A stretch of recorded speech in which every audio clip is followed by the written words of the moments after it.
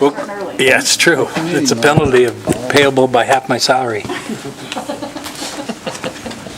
So we'll go ahead and call this CAMPO meeting to order here on July 11th at 4:30. Can I get roll call, please? Chairperson Kimbrough. Here. Vice Chairperson Bonkowski. Here. Member Alt. Here. Member Bagwell. Here. Member Erb. Here. Member McQuarrie. Here. Member Stedfield. Here. Ex officio Member Rosenberg. Here. Quorum is present. Thank you. Next on the agenda here, is there any agenda changes? Yes, Mr. Chair, I would like to pull item 6B. All right, so done. Next on the agenda is, are there any disclosures for the meeting tonight? And actually, if we get to that agenda item, you'll have to do that. But is there any disclosures tonight? This afternoon, I should say. Seeing none, we'll move forward. Is there anybody from the public who'd like to come forward to make any comments, which we'd hope at this point are not on the agenda because you can speak to them then, or if you need to, come forward now? Seeing none, we'll bring it back to approval of the minutes for the May 9th meeting. I move to approve the minutes of CAMPO for May 9th, 2018 as presented. I have a motion and a second. Any discussion? Seeing none, call for the question. All in favor say aye. Aye. Opposed? Carries unanimous. We'll move to the public meeting. Item 6A, to approve an amendment to the federal fiscal year 2018 to 21 Transportation Improvement Program, the TIP. Haley? Thank you, Mr. Chair. So this item is to approve an amendment to the federal fiscal year 2018 to 2021 Transportation Improvement Program. The amendment proposes to amend projects and add language regarding the linkage between performance measures and federal funding investments. An amendment is usually triggered by adding a new project, deleting a project, or significantly changing a project by either scope or cost. There are two new added projects. The first is a bus procurement project, a grant totaling at $639,256 to purchase 2 Jack fixed route buses. The second is the I-580 Carson City roadway rehabilitation project, which is an NDOT project located within the CAMPO boundary. As an MPO, we're required to have all projects within our boundary in our TIP, even if it's another agency's project. This project includes improvements, roadway improvements from the Washoe County line to William Street.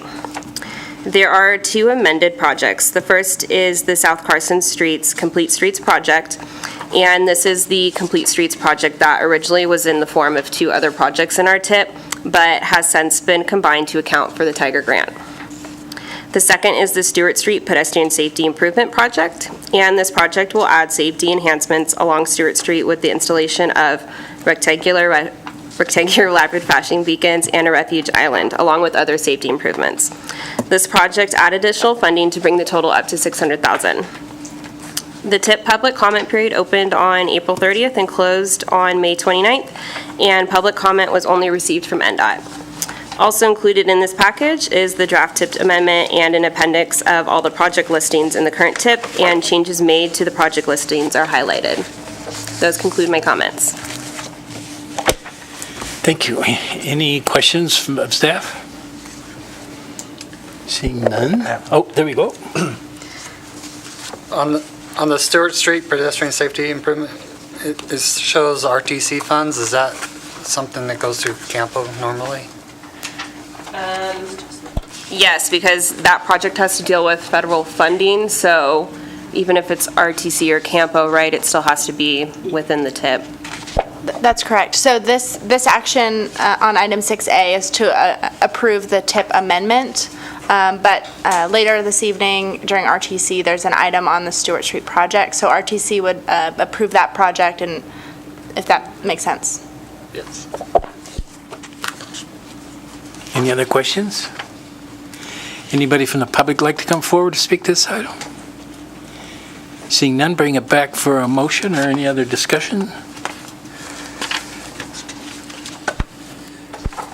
Mr. Chair, I'll make the motion. And I move to approve an amendment to the federal fiscal year 2018-2021 Transportation Improvement Program.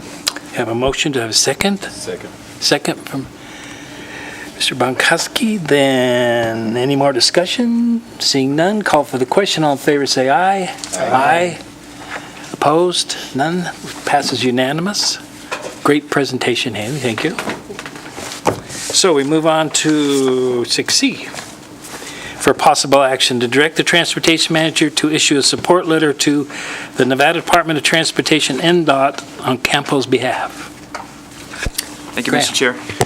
The Tahoe Transportation District, or TTD, which operates transit service within the Tahoe Basin and connecting the Carson Valley to the basin, has proposed changes to service that could impact the way Carson City residents get to and from South Lake Tahoe.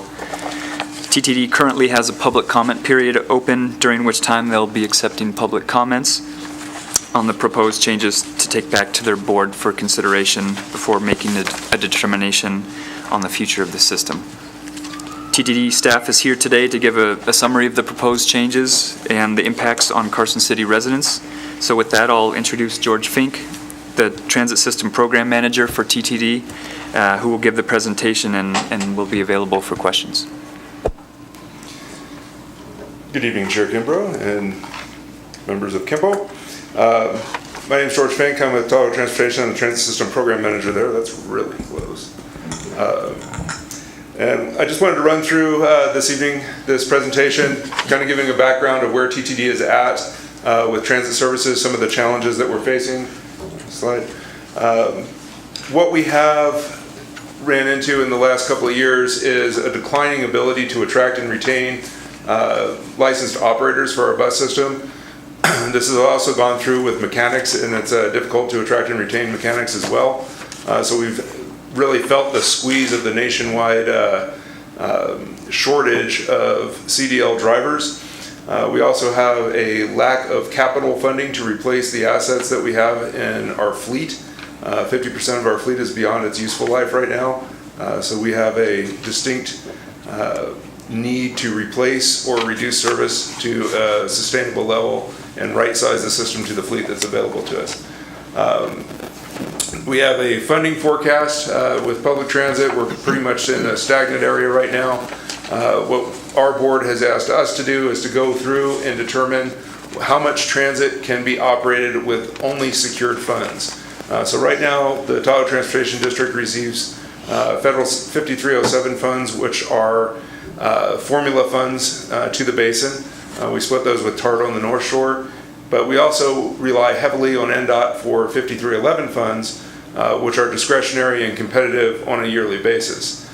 So we wanted to go through an exercise and see where would we be at if we didn't have that, and there's been a lot of changes in NDOT as they're reacting to greater federal oversight of how the 5311 program is administered. So they're looking at this overall, which is the next point, of performance measures and regulatory requirements that public transit has on it from state of good repair, as well as other state requirements that we have coming through California and pending with the TRPA right now. They're still in kind of developing what they want to see as far as performance measures. So we have all these different things that we're going to be hitting and trying to make sure that we're compliant and on a trajectory for compliance as we move forward. So I've been kind of jumping around here, so sorry about that, Graham, as you're trying to find this. I was moving forward to be as brief as possible on this. If we could go to the existing services slide. So the existing services that we run, we have our local routes that run on our headways up in South Lake, a route that connects to the Ridge. We have our commuter routes that come down to Minden-Gardnerville, which is the 20X, and then connect Carson to Minden-Gardnerville, which is the 19X. We have seasonal routes in the East Shore and West Shore, and then we have our winter routes. Then command and response services are pretty permissive in the basin. We have a very large operating area for that as well. We operate currently 20 hours a day, and this is two factors that really influenced us as we're going forward. Is that 20 hours a day, we just don't have the drivers to do that, and we don't have the fleet to keep that. When we operate our winter shuttles, that is almost 100% increase in staffing that we should have, and we just have not been able to do that over the past couple of years. So we're not meeting the winter shuttle schedules that we had laid out with Heavenly to provide those services to them. So we're looking to readjust the system. You know, find a slide for So as you can see in that big green blob area over there on the right-hand side, that's the paratransit service area that we have right now. And that blue line, thick blue line, is a fixed route, so we go far beyond our fixed route system to provide paratransit currently. So the baseline V2, we had an initial baseline approach, and this V2, you're getting kind of a preview of what's going to come to our board on July 13th, this Friday. This is a response to comments, so we had a lot of commentary that was de-emphasize Myers. Don't provide daily or don't provide hourly service out to Myers, provide just commuter service out there. So we're doing that. And then we got a lot of comments saying that, we want to reconnect down into the Carson Valley and connect Minden-Gardnerville and back to Carson. If we go to the next slide. And what that meant was that we would need NDOT funding. So we worked with NDOT and through our application, and we were able to secure additional funding from NDOT to be able to put 19X back in operation as proposed, and do a combination with our 20X that would create a route that goes from South Lake all the way down to Minden-Gardnerville that would kind of stop off at the ridge at the top. So that's not going to be as efficient for the ridge, but it's really no reduction in level of service for the longer commuter trip. So that's where we are right now.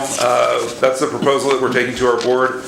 We feel that we have the support of NDOT, we have the support of the community, been responsive to comments, and we feel that this is in a sustainable area that we can start putting ourselves on a trajectory to compliance with these future performance measures coming down. I'd be happy to talk to any questions that might be coming up, or any future plans and linkages that we could have a partnership with.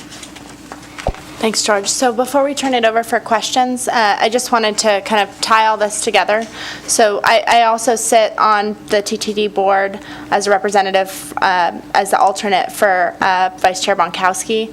And we heard about these service changes, and I wanted to bring them to you to provide the opportunity to comment on the impacts that might have happened to the CAMPO area. NDOT has, as George mentioned, through discussions, we found funding to continue those services into Carson, so I think that's a really good thing. The intent of the action that you're being asked, the motion today, would be to authorize me to sign any support letters and just continue to engage with TTD and Douglas County in any way that I can to continue to support transit to Carson City and the CAMPO area. So that's what you're being asked to do today. Thank you. Thank you, George, for the presentation. I'm curious. I suspect that there are quite a lot of casino workers and other workers up at South Shore rely on this bus service to get to and from work. Is that correct? Absolutely. So what are the ridership numbers from Carson City up to the lake and back down, if you have that? Was it 2 or 3 years ago, we ran Route 21X that was a direct link on the US 50 corridor over Spooner directly into Carson. That ridership was about 35,000 a year, so that was a very heavily traveled route. Out of all the three, the 20, the 19, and the 21, that one was definitely the highest ridership. So we know the demand is there. Unfortunately, that was kind of one of those bureaucratic things of you're an MPO, and there's an MPO in the Tahoe Basin now, and you can't link urban to urban with rural funds. So that route fell out of the ability to use 5311 funds for that, and there's no other funding to do that route. So that's 35,000 people there. So we played with the route 20 and 19 to try to pick up as many of those as possible. We haven't really gotten back to that level of ridership. We are at about 8,000 on 19, and I believe right around 27 on 20X.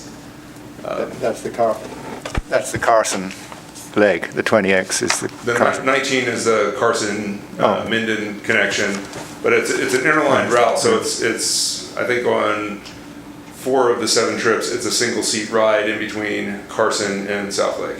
Okay. Well, I think my point here is that it's a needed service, so I support CAMPO working with TTD for that.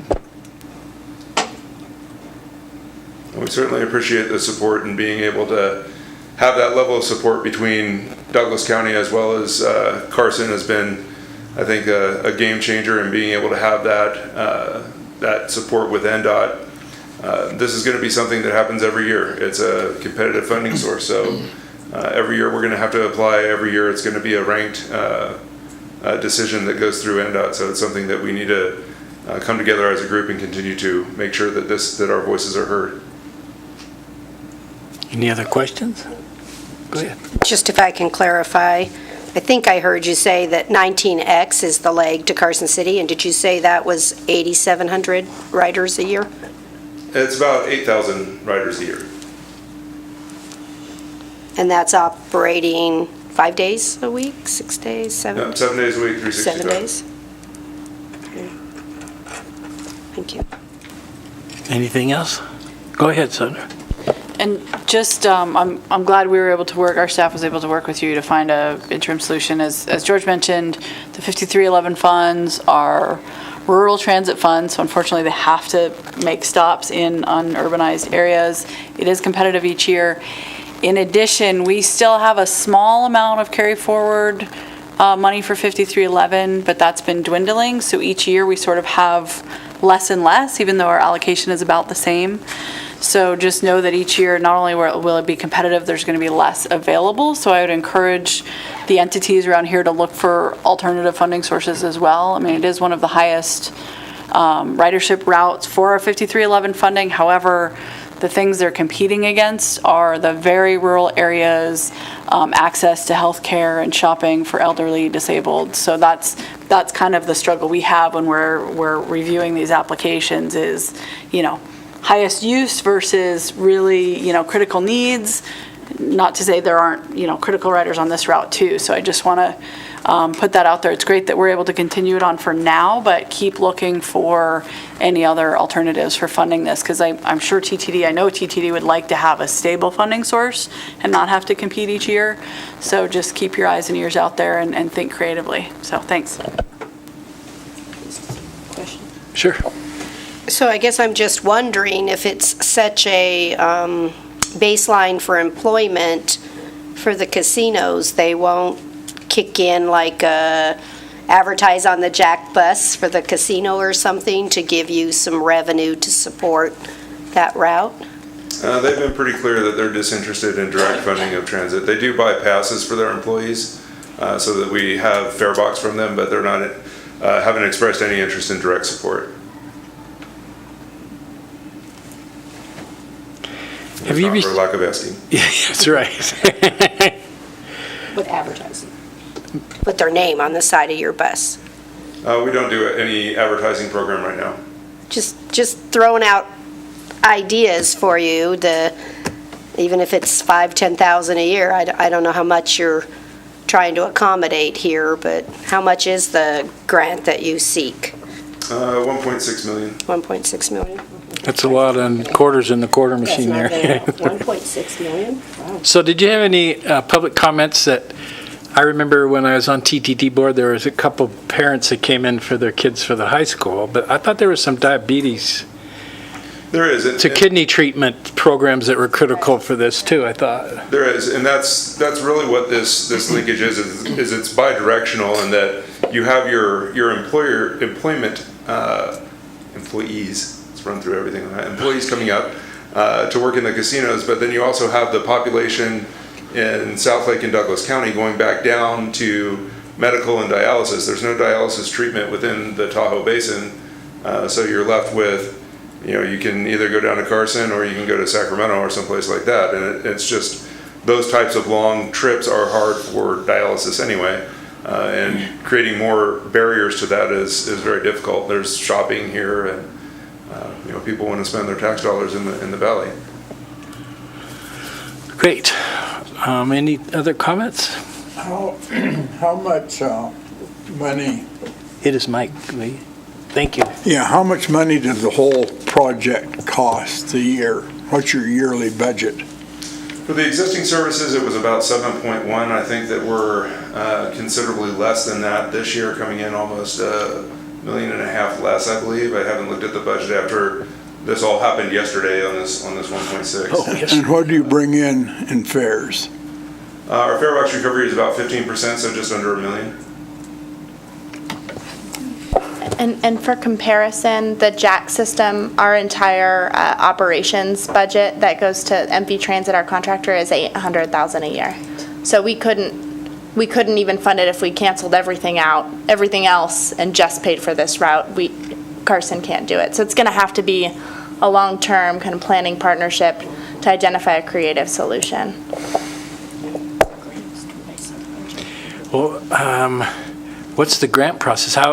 What's the lead time so that you'll know each year what you have to do, so you'll know to prepare for? That's been another challenge as Nevada is on the federal fiscal year, so they go October 1 to September 30. TTD is on a regular fiscal year going from July 1.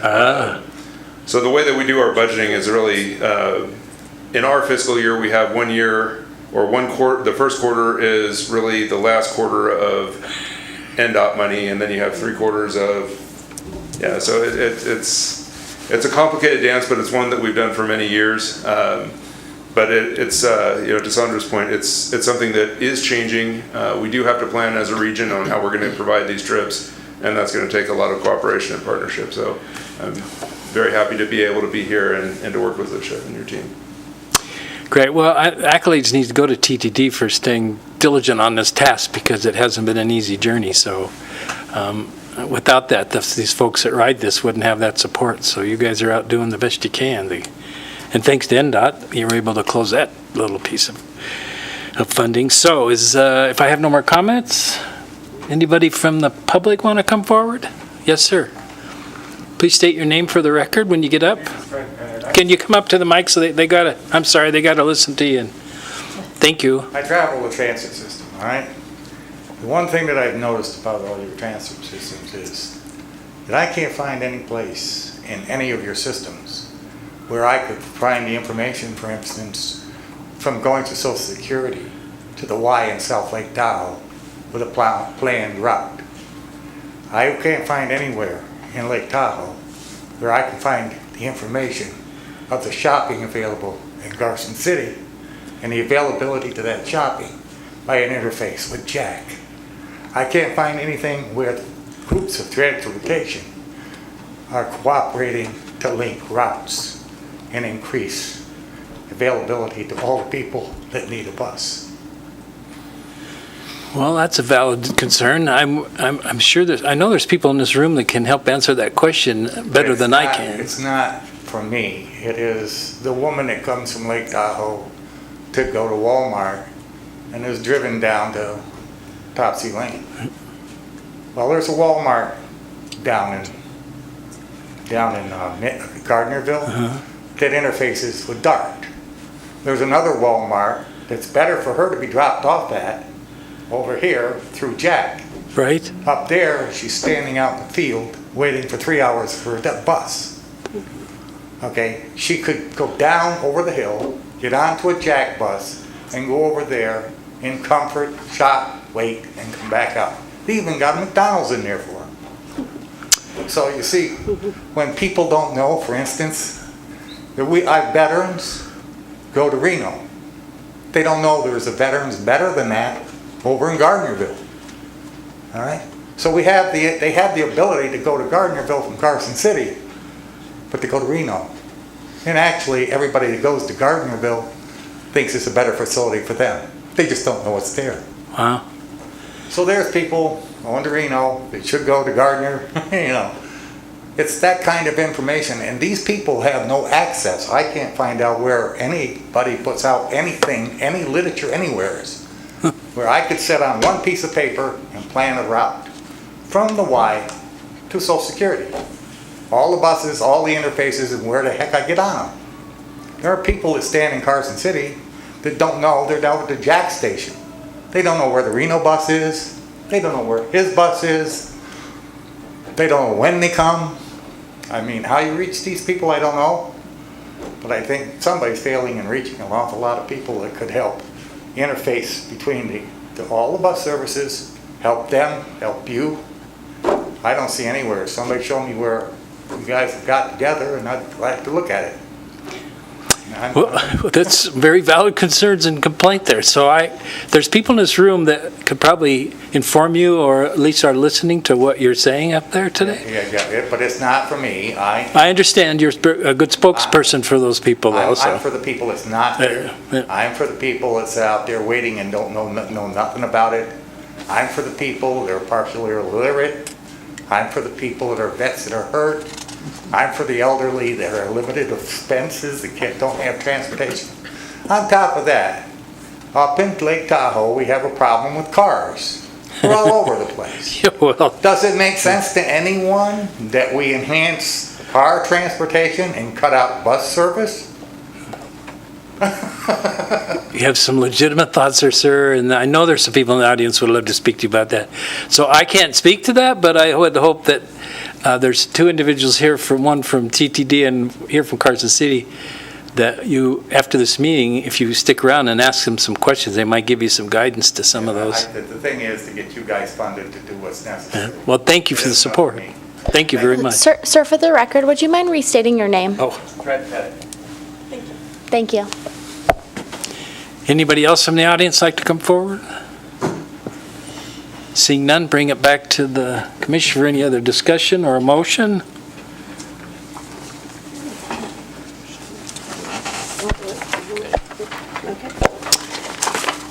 I move to direct the transportation manager to issue a support letter to the Nevada Department of Transportation on Campo's behalf to support the TTD grant. I have a motion. Have a second? I'll second that. Does that cover what you were asking us a few minutes ago? If it's possible, if you're willing, to broaden the motion to not specifically be about the grant, I think that would assist us in, it wouldn't limit us to a specific grant application, but instead it would allow a support letter that could be directed to just regional efforts for continued transit. It doesn't say grant in there in the motion. I did. But this is going to DOT, this letter. So you're saying just a general letter? Yes. Of support to any organization? No, to Nevada DOT. Well, what, maybe I'm missing something, but what would the letter of support be that would be besides supporting their getting funding? The intent of the motion was to allow me to continue to work with TTD and Douglas County and NDOT to identify long-term funding solutions. So if we identified a creative solution and it would be and we thought it would be beneficial to have a support letter of whatever that solution might be through ongoing dialogue, that was the intent of the motion. Are we comfortable with changing the motion that much from the agendized? Our esteemed attorney may tell us this. So, Mr. Chairman, that's a good question. I wouldn't want to overly broaden it, but I think if you wanted to broaden it to the extent of one or more letters in support, I think that would be sufficient to maybe cover your endeavors and also make it so that we don't stray past that line of deviating from the agenda too much. Lori, are you comfortable with your motion now? I have a motion and a second on the floor, so. I don't really like just broad motions that give staff authority, because then, to tell you the truth, they could write something that we're actually not in support of, and we wouldn't even know it. Well, it'd only be with these bus lines, I thought, but. No, and We haven't said that specifically in the motion, though. is there some reason it can't just be for grants? Oh, it could be for the grant. The thought about limiting it to the specific grant was that we found out yesterday that TTD got the grant this year. So at this point, we've determined there's no need for a specific support letter for this year's grant. It would just be, related to ongoing dialogue. If CAMPO board isn't comfortable with the specific motion or doesn't have enough information for a support letter, I could always bring back a future agenda item. So part of the other issue is then we don't even need a letter in the next 3 months because they've already been funded. Not related to the specific grant, no. Can I make a suggestion as a non-voting member?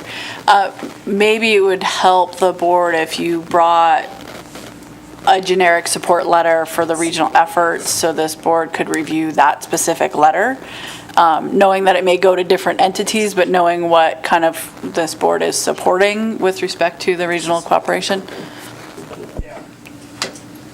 I'd be more comfortable with that than a wide open directive just saying staff can write a letter. Sure, understood. Okay, so a matter of, okay, there you go. You withdraw the motion. Do I get a withdrawal in a second?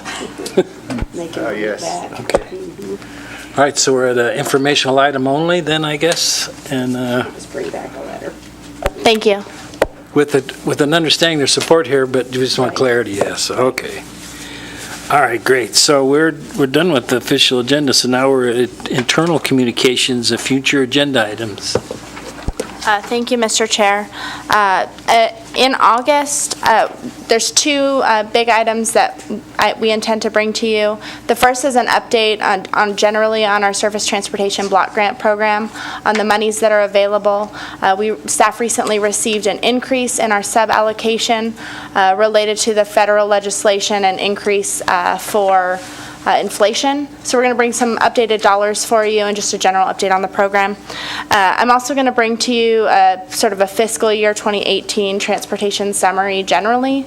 I'd like to update you on grants that we applied for, some of our performance monitoring data, updated performance measures, those types of things, a summary of our capital projects that we achieved. So just kind of a broad summary for you, and that'll be kind of the bulk of the meeting in August. Great. Any board comments? We'll start with Sandra down in the end. We are currently updating our STIP, Statewide Transportation Improvement Program. It'll be out for public comment in August. It will go to our board for information in August and approval in September, correct, Joseph? So just look out for that. It's not of a big importance here because we incorporate the TIP without change into our STIP. But if you're interested in other things we have going on, that'll be out for public comment. In addition, we are working on our statewide long-range plan, sort of the statewide version of your RTP. It's taken a little longer than we'd hoped, but we're really kind of pushing the envelope in terms of what the state plan looks like. It was prior a policy document. We're actually working on performance-based prioritization, actually prioritizing our projects besides just the STIP years. As you can imagine, it's a little difficult on the statewide basis, but we're very excited on the progress for that. We're hoping to have a document in December, at least a draft, so we're excited to bring that back, and we will be working with the MPOs as we're developing that process and our priorities and aligning our criteria with some of the things that you all look at for your RTP.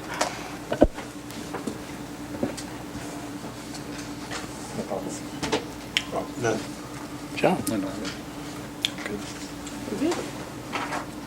No comments. So we're moving to public comment. This is the last chance for somebody to come forward to the microphone to speak any items, including agenda items. Seeing none, our next meeting is scheduled tentatively for 4:30 Wednesday, August 8th. And I think I'm looking for a motion for adjournment. So moved. We're adjourned, and when would you like to come back for RTC? We probably finish 10 after. 10 after. We'll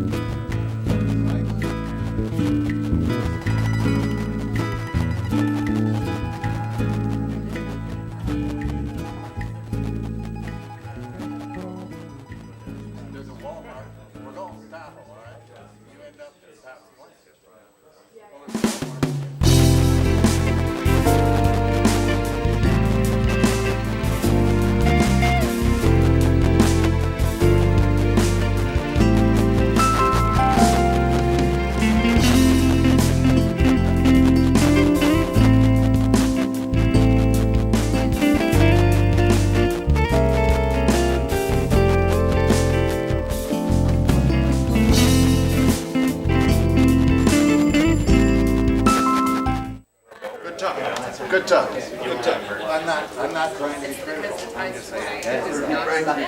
You know, technically, size actually is about oxygen. He just told me that. If everybody can find their seats, we'll start the meeting. Right? That says a lot. Even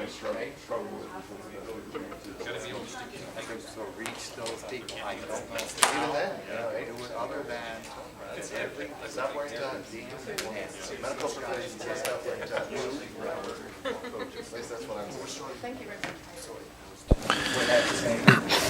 Thank you. I'd like to call to order the meeting of the Carson City Regional Transportation Commission. Today is Wednesday, July 11th, 2018. We are in the Sierra Room here at 851 East William Street in Carson City. Can we have a roll call, please, Kathy? Chairperson Bonkowski. Here. Vice Chairperson Bagwell. Here. Commissioner Kimbrough. Here. Commissioner McQuarrie. Here. Commissioner Stepfield. Here. Quorum is present. Thank you. Are there any changes to the agenda tonight? No, Mr. Chair. Thank you. Any changes to the agenda from the commission members? I see none. All right, we're on agenda item 3, disclosures. Any member of the RTC board that would like to make a disclosure now, you're also required to make it at the time of the agenda item. And I see none, so we'll move on to item number 4 on the agenda, public comment. Are there any members of the public that would like to come speak to RTC on any matter relevant to our authority? You will also have an opportunity before or during each item. I see nobody approaching the podium, so we will move to agenda item 5, approval of the minutes. If the commission members have had a chance to read the minutes, I would entertain a motion. Move to approve. We have a motion. Do we have a second? Second. We have a motion and a second. Any discussion? Seeing none, all in favor say aye. Aye. Any opposed say nay. Passes unanimously. We will move on to the public meeting items. Item 6A for possible action to authorize the transportation manager to negotiate and execute an interlocal cooperative agreement with Tahoe Transportation District and Douglas County, substantially in the form of the agreement presented to the RTC. And Graham, this is yours. Thank you, Mr. Chair. As we just heard from the Tahoe Transportation District, or TTD, which operates the transit service between the Tahoe Basin and Carson Valley, they have an interlocal agreement with Carson City RTC and Douglas County to operate these services. It's this interlocal cooperative agreement, which was originally executed in 2011, is being updated to reflect changes to the service and other administrative changes. However, there's a chance that the service will cease to exist pending the outcome of the TTD board's decision. And in the event that the service continues, the RTC will need to move forward with amending the agreement. And it is recommended that the transportation manager be authorized to execute the amendment in the forms substantially presented as today. So with that, I'll take any questions. Are there any questions from the commissioners on the document?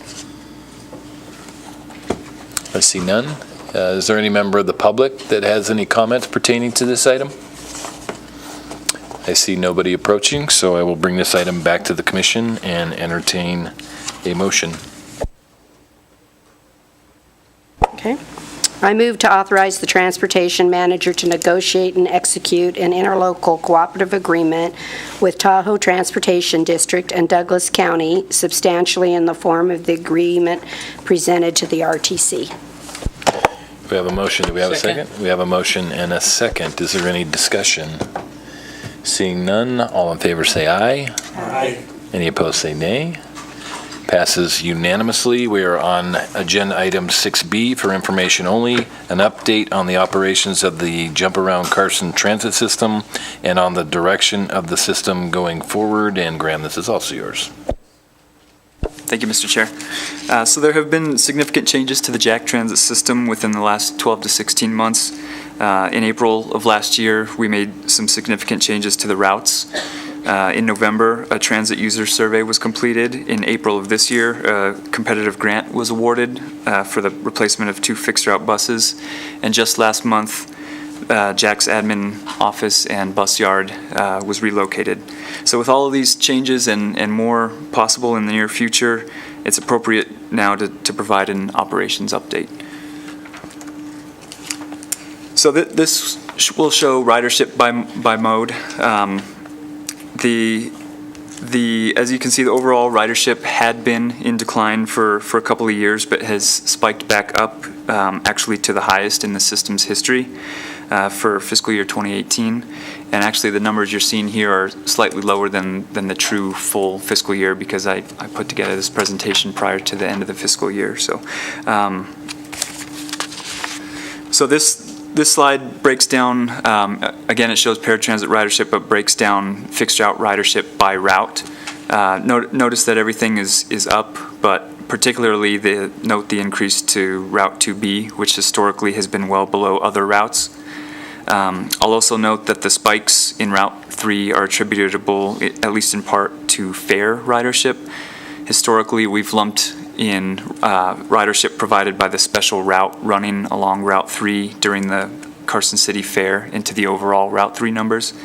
So we had a huge fare ridership in fiscal year 15 and did not provide service for the fair in fiscal year 17 because it was not on Route 3 that year.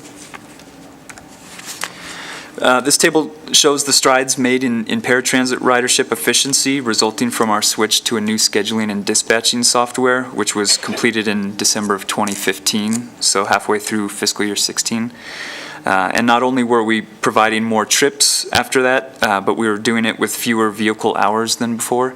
That has sort of leveled off as we start to reach maximum efficiency, but you can see the big jump there from one company to the next. And all this is being done while fixed route bus ridership across the country is on the decline. Fixed route for Jack was up from a 6-year low to reach the second highest in the system's history in fiscal year 18. And if you factor out fair ridership, it's actually the highest ever. Several ridership records were broken during fiscal year 18, including all-time highs for a month for routes 2A and 2B. This is a brief look at the budget, which shows some pretty good consistency between fiscal years 2017, 2018, 2019. The competitive grant that was awarded in April is budgeted for expenditure in fiscal year 19, which frees up some federal funds to be spent on other capital items. However, this boost in federal funding is limited by flat local funding, since it requires local funds to leverage any federal funds we receive. Ridership is up, which is of course is the goal, but it also creates demand for more and better service. So we're just trying to figure out how to do more with relatively flat funding levels.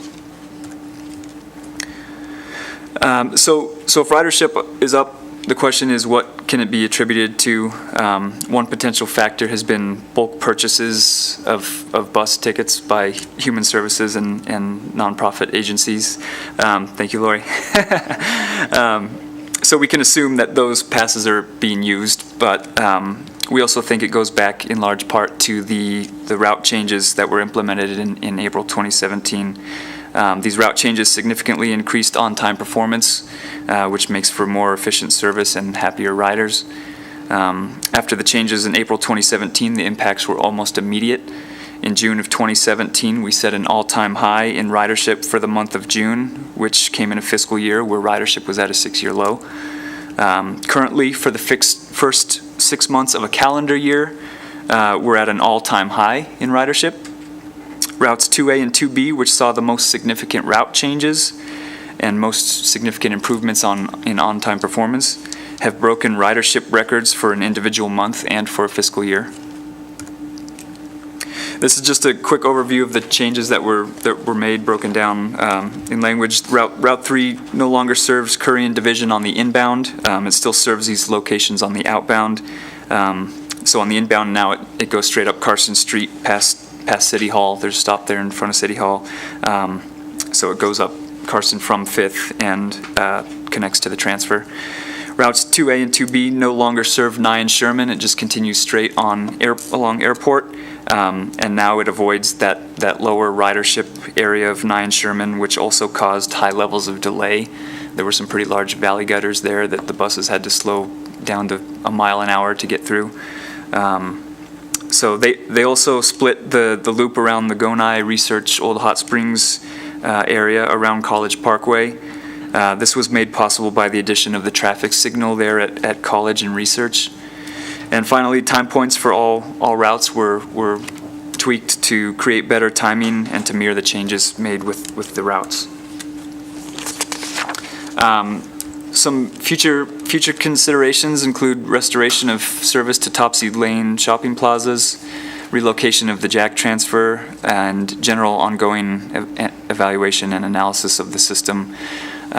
Just trying to make the service as efficient and desirable as possible for the customers. So with that, I'll take any questions.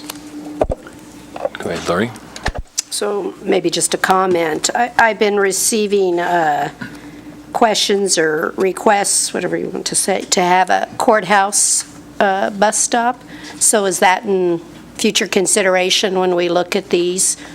Most definitely. We just procured a routing software that helps you plan routes more efficiently. It's, literally a few clicks of the mouse and you can see the demographics you're serving. You can see the cost that it'll take you to move the route. It'll show the mileage of the changes. So we're excited to get our hands on that and start trying to see what we can plan. Okay. I just throw that out there that I've been getting several requests to put something close there. Mm-hmm. Any questions from the rest of the commissioners? Chess, and then Mark. So I see you're planning to relocate the jack transfer location, but I'm not quite sure where you're planning to relocate it to. Well, potentially, and that's one of the reasons we pulled the item from the CAMPO meeting, is maybe we were a little quick to jump at that, but there is, we have had a request from the feds at the federal building. That's where the transfer currently is, on Plaza Street in between Robinson and Washington. We've had a request from them to move, and we had actually looked at that in the past as a potential for improving a few aspects of service. So we're hoping, again, with this new software, we'll be able to find the ideal location for a transfer, and maybe we find out that it's already at the best location. So. That was a great report. Those are the kind you like to give, huh? Thank you. The only thing I'm going to pick on you is you probably had to buy 3 ink cartridges for your slideshow. So something to think about, a black background, but that's all right, because they look good up there on the picture. But just as another aside, I did buy a whole bunch of passes via a nonprofit to hand out to some needy riders, and I don't know if you get that message out there, because I think maybe some other nonprofits or groups that would be willing to help some of the areas that really could use the bus passes, and they're not very expensive, to get the 10 rides, $8 each or something, but you can really give someone a really good hand and get them where they need to go and get them to doctor's appointments and things like that. So I don't know if there's a way to put that message out there, or again, maybe something on the bus, help a local, as an example, veteran in need or something like that, call, blah, blah, blah. Just a Definitely, no, that's a thought great process, point. because that gives us good local funds then that you can use to match and get better. So just a thought. Yes, thank you. Any additional comments from the commissioners? Is there any member of the public that has any comments on this presentation? I see nobody approaching. This item was informational only, so we will move on to agenda item 6A for possible action to determine that Sierra Nevada Construction, Inc. is the lowest responsive and responsible bidder pursuant to NRS Chapter 338, and to award contract number 1819-003 Silver Sage Drive roadway reconstruction project for a base bid of $614,007 plus a 10% contingency amount up to $61,400.70 for a total not to exceed amount of $675,470.70 to be funded from the transportation infrastructure account as provided in the fiscal 18 budget. And this is Dirk. Thank you, sir. So Silver Sage, a section of road is between Clearview and Snyder Avenue. And to provide a little bit of background on this project, it kind of started back in January 11th, 2017. That's when CAMPO added it to the Transportation Improvement Program. So that tells you that this is a project is funded through federal funds. We are using Surface Transportation Block Grant funding, which also means that we have to enter into an agreement with NDOT. So we entered into that agreement in May of 2017, which also means that all the costs, the budget was kind of outlined back in May of 2017 and really kind of finalized. As you may see, the design costs for this project came in under budget, and so we were through a process with NDOT, we were able to take those design funds and transfer them to construction, and that allowed us to keep the whole project within budget. Some information on Silver Sage. Silver Sage is a collector roadway. It is located on a transit route is located on Silver Sage. The reconstruction is going to introduce bike lanes to the segment of the road. And also, as you probably know, with the freeway extension, a lot of north-south roads got cut, and so this is one of the roads that provides access to Snyder Avenue and farther to the south. The staff is recommending approval of S&C. They are the lowest bidder, and we find them to be responsible. I do want to just at least acknowledge Rob Fellows. He's the project manager on the project, and he's here in case I need help answering some questions. But the the local funding, which is a 5% match, is being funded out of the RTC fund and the transportation infrastructure account. So that concludes my comments, and I'm happy to answer any questions. And just for the record, SNC is Sierra Nevada Construction. Thank you. Are there any questions from the commissioners on this item? Go ahead. Just a general question. So we're using federal fiscal year 18 money and city fiscal year 19 money? Because it's after July 1st, right? So our match, but it's out of our fiscal year 19 budget. The project's been moved forward and approved. The project got moved forward. Right, so it's 19. It was previously budgeted, but... Right, so it's 19. Thank you.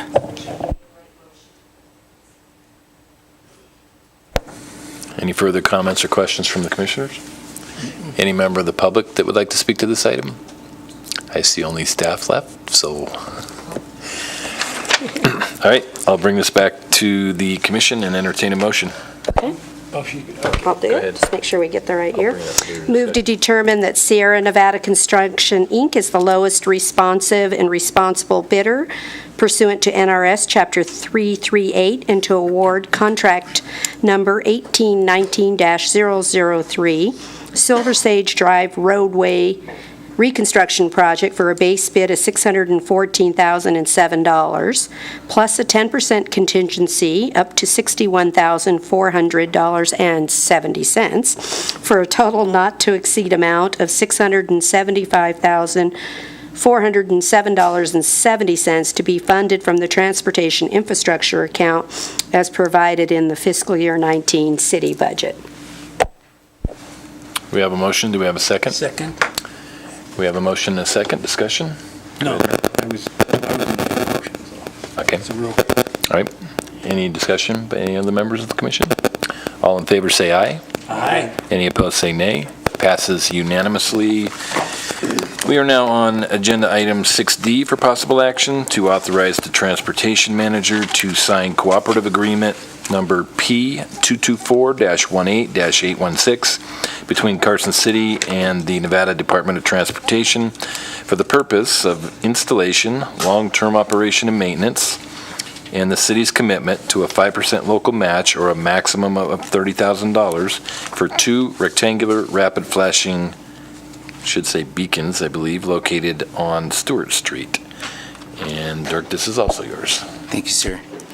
So just for perspective, this is the part of Stewart Street in front of the Carson City Mall and the state offices, right between Little Lane and Wright Avenue.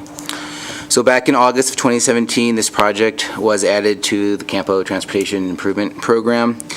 So it is federally funded. On April 11th, 2018, which just a few months ago, NDOT came over and did a presentation to kind of show you the improvements. But just to kind of jog your memory, it involves two flashing beacons. One's going to have pedestrian refuge in the middle, and that one's kind of in between DMV and then the Nevada Department of Transportation. And then there's kind of a more of a minimal type improvement by Little Lane, which is just a rectangular rapid flashing beacon and a crosswalk. The item before you is going to commit Carson City to a 5% local match. They haven't nailed down the exact cost of those improvements since it hasn't gone out to bid yet, but we did put a maximum local match, kind of some verbiage in there that said this is the maximum amount, which is $30,000. It could come in slightly under, but just we wanted to kind of put a max in there for the sake of the agreement. The local match is funded by the RTC Safety Improvements account. And I think Lori's comments would hold true, as in this was previously budgeted, but got rolled over into now fiscal year 2019. If there are significant repairs are needed, NDOT will be helping out. They're responsible for all the costs on if it's a significant repair, unless our insurance covers it. The associated maintenance activities are coming out of a different fund that is the street signal repair and maintenance account. These costs include monthly, quarterly, and annual checkups on the equipment, going out there, making sure it works, checking the batteries. If the batteries need replacement, then in doing that. So this project is at 90% design. We are anticipating construction in the fall. So we're looking forward to it. That concludes my comments. I'm happy to answer any questions. So our staff report, of course, shows the estimate of $531,579. The cooperative agreement has cost specific at $500,000. So my question would be, we're not going to sign this cooperative agreement. We're going to wait till we have a final estimate and make those changes to the cooperative agreement before it's signed? Or give them the authority to make the corresponding change? We're giving them the authority. And then sign it? We're also referencing the agreement. I just want to make sure that we're clear on the action that we're taking, since there's a discrepancy in the dollar amounts between the document that the public has seen and that we've been given and what our staff report and motion are stating. Yeah, and just to kind of give some background, some of the reason why this happened is the cost estimate from NDOT was changing constantly, and it's still slightly unknown. And that's why we thought it would be beneficial to put the max in there. So we say, hey, there is a max, even if the cost goes above $600,000, this is limited to a local match. And so we kind of felt that there was some insurance to the board for making that motion. But I do. Dirk, I understand that. So the dollar amounts, I think the motion takes care of the dollar amounts. My concern is the document itself. Okay. We're being given a document that is probably not going to be the document that gets signed. So my concern is, how do we craft a motion that allows for a change in the dollar amount but not in the verbiage of the agreement? How about if we just include that the agreement needs to reflect an accurate cost estimate? Let me ask Dan a question, because sometimes we do this. Can we, in the motion, authorize that the interlocal may be updated appropriately for the actual cost, so long as they don't exceed a $30,000 match requirement? So we can put a outlier there that they can't exceed that without coming back to the board. But that way the agreement can be done by staff and you to conform. I think that would be perfectly fine. It's sort of like one of the previous actions we took tonight, which was, authorization to sign a contract substantially in the form.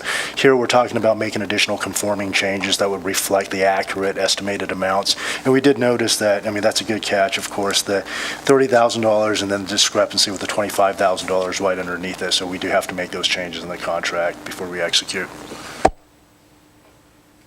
Just to add on to that, and I apologize for the delay in commenting on this. The thought when I first reviewed it was that, midway down on the first page of the agreement, it just says estimated at $500,000. That's why we did that, because it was still in flux. And then on page 2, the number 3 does limit us to the $30,000. And so that was why we brought it to you. We were thinking that we could execute it as is, because for Carson City, we don't particularly care what the cost is if it goes up for the project, because we will be limited to $30,000. And if it stays lower, then we would be at 5%. So that was why I brought it forward as is. So, Mr. Chairman, I guess in light of Lucia's explanation of that, since there is that not to exceed the $30,000, and if that is the expectation of staff, that we're not going to go beyond $30,000 and we don't need to make any additional changes, I guess from a legal perspective, I would feel comfortable enough with executing it as is, unless, of course, this body decides, we would rather have a very, very specific amount. I'm happy to do it either way. Change the contract number 4 then to say not to exceed 5% or 30,000, so that the contract complies. We could update number 4. It's also contained already in number 3. That's her point, though. That's a conflict. So it says 30,000 in 3 and 25,000 in 4. So we're just looking for consistent language. So I think that Commissioner Bagwell, her suggestion that we change it to the city's match of 5% of the total project cost not to exceed $30,000 would would solve that. Dirk, in your conversations with NDOT, do you anticipate that this will be problematic, this change? No, I don't think it's problematic. Okay, great.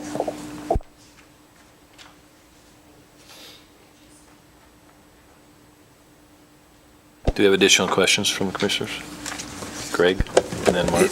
Yeah, I do. I'm trying to resolve in my mind how 2 crosswalks can cost that much money. They seem really expensive. Are they NASA beacons? Yeah, it's a larger system. Typically, a lot of times we see kind of 2 flashers on each side of the road. In this case, you actually have overhead arms. We have some concrete work in the middle. There is advanced flashers because of the curve in Stewart Street. There's undergrounding work. We're adding street lighting as well. So there's quite a bit of stuff that kind of is adding to the cost. There's ADA sidewalk improvements that are being completed.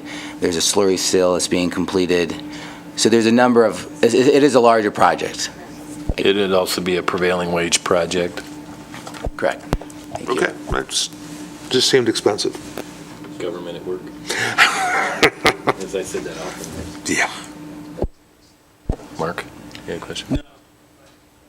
You guys just have to wordsmith this a little bit. Any additional questions or comments from the commissioners? Any member of the public that would like to speak to this item?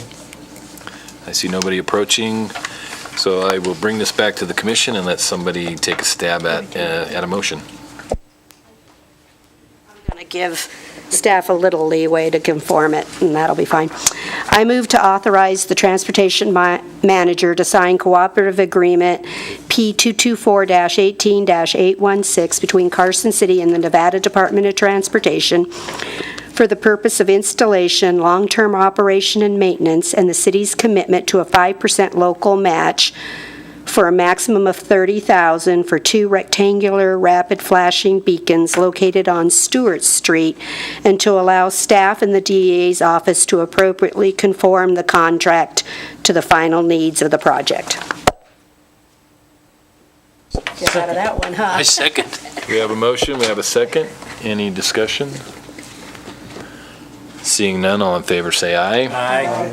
Any opposed say nay. Passes 5-0. All right, we are now on agenda item 7, internal communications and administrative matters, non-action items. Item 7A, transportation managers report. Lucia? Thank you, Mr. Chair. As you know, we did not have a meeting in June, so I have a couple items for you to update. Wait, you mean you weren't here? I was here. Were you here? No. Did you not get the cancellation? To build off of the great transit presentations we had today from Graham, I'm going to give an update on the jack move electronically. I'm going to have one of you hit play. Graham's going to be mad at me. Oh, because it's him?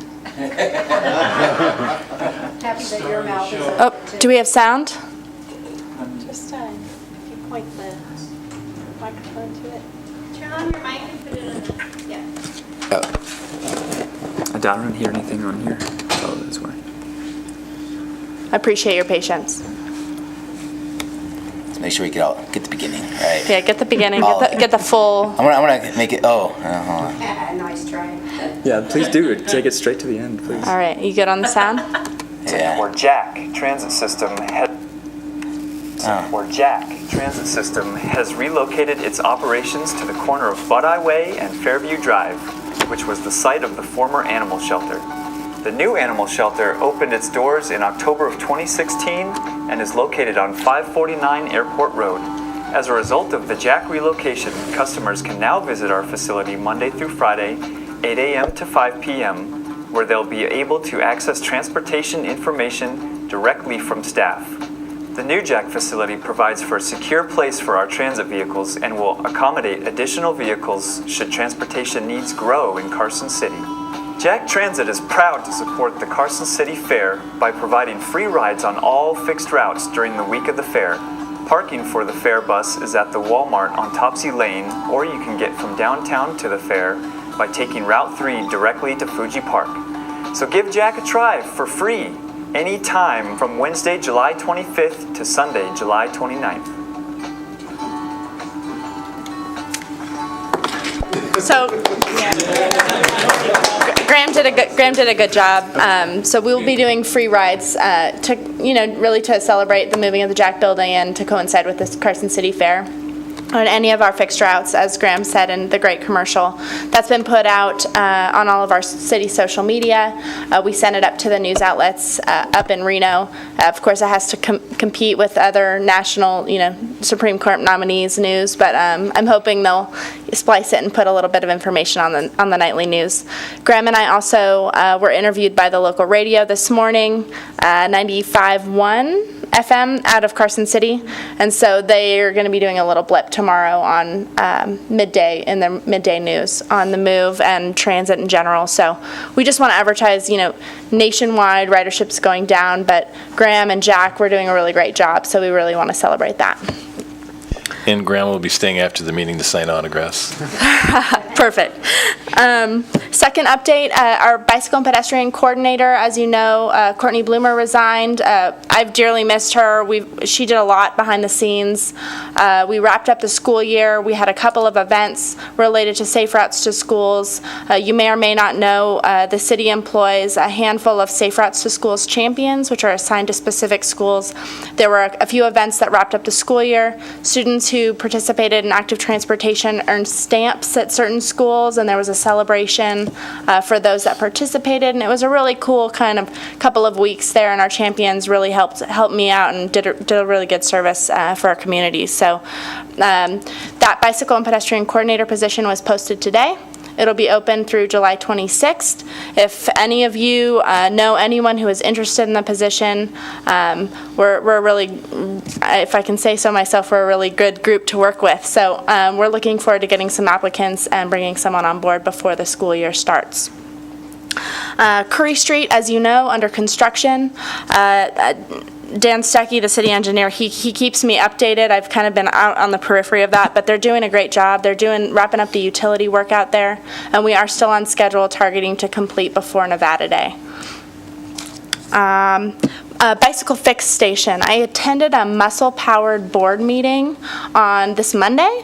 Muscle Powered has really stepped up. They're a great partner for the community. We discussed these bicycle fix stations, and I'll let Chaz provide comments at the end at the board comment section too, if you'd like to correct me on anything. But big picture, my vision for these bicycle fix stations is that we get one. So the Muscle Powered board voted on Monday unanimously to purchase the city's first fixed station. The city manager's office has agreed. We're putting it in front of City Hall. We've already measured out a location right by the bus stop right there downtown. Big picture, I'd like to demonstrate use and need and see how it goes, treat this first one as a pilot, and then go out in a year or so for a bigger program level grant ask where we could put them around town in appropriate locations, partnering with Muscle Powered to help us identify those locations. I think it's a really good community thing, so I wanted to let you know about that. The city's obligation for that, we've agreed to install the station, and then Muscle Powered will help us maintain it. Purpose to then get on a Jack bus with your bike? So the purpose of the station is it's like a little stand. It's bolted to the ground. You can approach it with your bike if your tire goes flat or something, and hooked onto this little it's not very big. There's tools, so you could fix your bike. There's little patches for your tire, that kind of thing. So it really facilitates. It makes people feel comfortable. If something happens while they're out and about on their bike, they know where to go, and it's easy to fix themselves. Fix the bike. Fixed. Okay. Fix it yourself, like a station that's stocked. And just the last update, we're scheduling the next traffic committee meeting for August 21st here in the CR room at 4:30. What we'll be doing at that meeting is looking at a selection of projects to implement the pavement management plan, which came to you earlier in the year. And this will be helping to inform project selection for the fiscal year 2019 pavement funding. So that'll come in August, and then staff will bring the selection of projects to this board probably in September. Can I ask you a question? Sure. And then Chaz, you. Okay. I thought at that pavement management system, you're going to talk about neighborhoods now instead of, so they're going to discuss the neighborhood approach, not this street over here and this street over here kind of thing, right? Both. So fiscal year 19, we'll use Performance District 1. Staff are looking at the paver software and all of our pavement data to identify a longer list of projects that we might do in District 1, and we'd like to get the committee's input to help us narrow down the list for you all. Thanks. So, sorry, I missed the time for August the 21st for the traffic meeting. Tentatively scheduled for 4:30. 4:30, okay, thank you.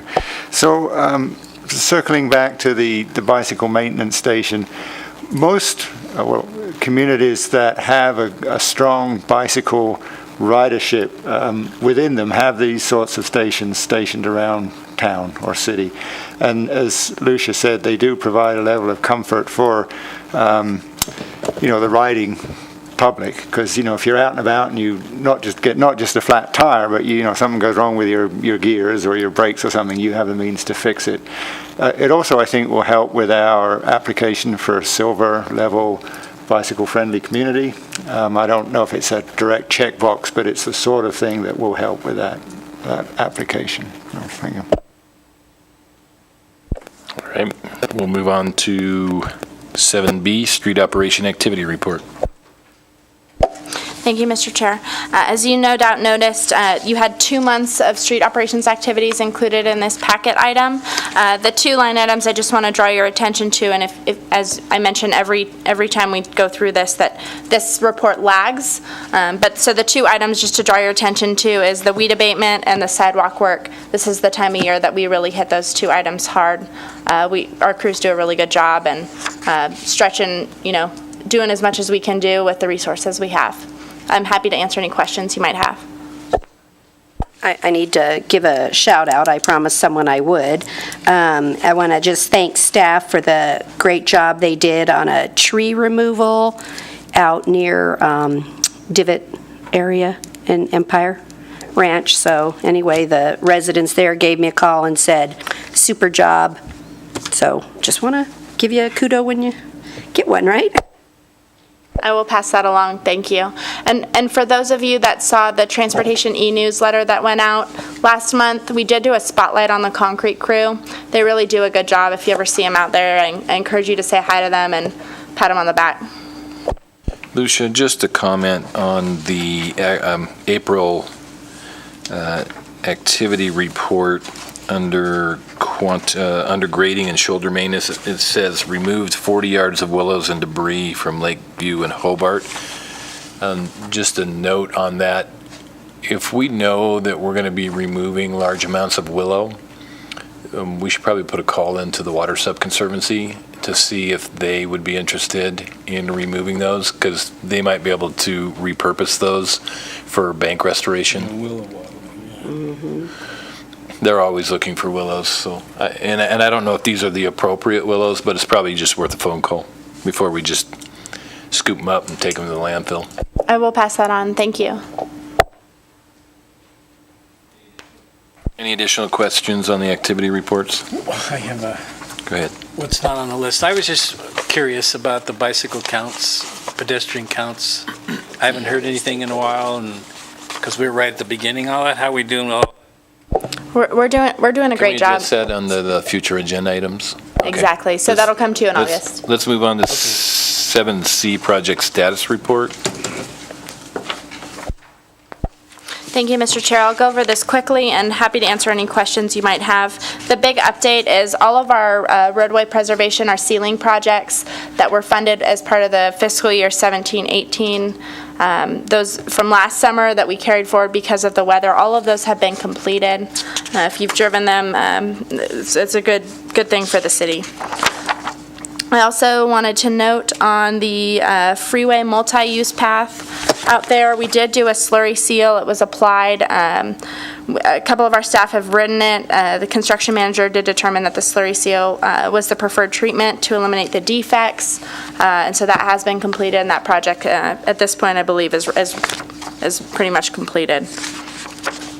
The South Carson Street Complete Streets project, staff are still actively working with Federal Highways to execute the Tiger agreement. We have received some good news from them, and we're taking incremental steps. There's still not a template for that contract for the funding, so we're kind of waiting for, from the head, federal DOT, to bring that down to us. But we're ready, and we have good working relationships with Federal Highways staff. Sierra Vista Lane, if you haven't driven it, it is complete. There's 1 or 2 remaining punch list items, but that was, Dirk, that was his first role as project manager on that project, and it went really smoothly, and I think it set us up for getting that Kings Canyon flap grant that we just recently were awarded. Dirk did a really good job on that. Lucian, the project to date cost for Sierra Vista Lane reconstruction, is that because it's only addressing our match portion of it? Or Dirk? If the project is complete and it's a $4.5 million project, I assume that more than $176,000 has been spent. We are still waiting on some invoices. We still, they continue to invoice, so we haven't been invoiced for the full local amount yet, but some of this cost includes staff time that we've worked on the project.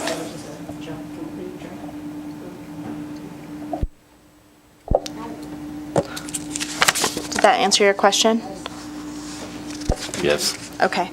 Silver Sage Drive reconstruction, we just took action on that. It's anticipated to start by July 30th, so we're going to move on that quickly. The CDBG North Carson Street improvements, the guys are out there working on that right now. We're planning to be complete in July. The Carson City Freeway Multi-Use Path Project, the Colorado Street, we've started the survey work. I did want to note that we anticipate award for the next section of the path from Colorado to Edmonds Drive. We have not received formal notice from NDOT, but verbally we were told that our application was the strongest in the state, top of 11. Haley Lang led that one. She did a great job, and we were really impressed with that. So I will give an official announcement once we receive something in writing from NDOT, but it's really exciting, and we're excited to continue this path. Can you go back to the battery backup improvement page? Absolutely. Battery backups continue to be implemented. We're rolling them out as resources allow. James Jack let his group, that he's down 3 staff right now, so he's managing communications and our signal operations. But I just heard this afternoon that there will be some road closures in the next week or two for some additional installation of those battery backups and retroreflective backplates, so it is still continuing to move forward. Fairview Drive reconstruction. I've seen drafts of the LPA agreement from NDOT. That should be coming to you in the next couple of months. Fairview Drive preservation project. We're getting going on that project. Staff received a preliminary traffic control plan from the contractor. We provided some comments back. There's some preliminary patching that needs to happen to prepare us for the sealing work. That'll take a couple of weeks, and then the actual sealing work, we're gonna get it in a really short time frame. Last estimate I heard was 4 days. So we'll try to wrap it up, minimize road closures for those residents and folks that use that road, and get that project done. Kings Canyon reconstruction project, we're working on the LPA agreement now. We hope to, not an LPA agreement, we hope to bring it to you in August. We discussed the Stewart Street project earlier this evening, 90% design. Staff are working on a rectangular rapid flashing beacon at Solomon Road. Many months ago, when I first started, we applied for a grant for a larger project that related to this beacon and the continuation of the path. We did not get that grant, but this improvement was still identified as a safety improvement, and so we're using some of our budgeted safety improvements funding for this. We're in design, and we're looking to construct in August.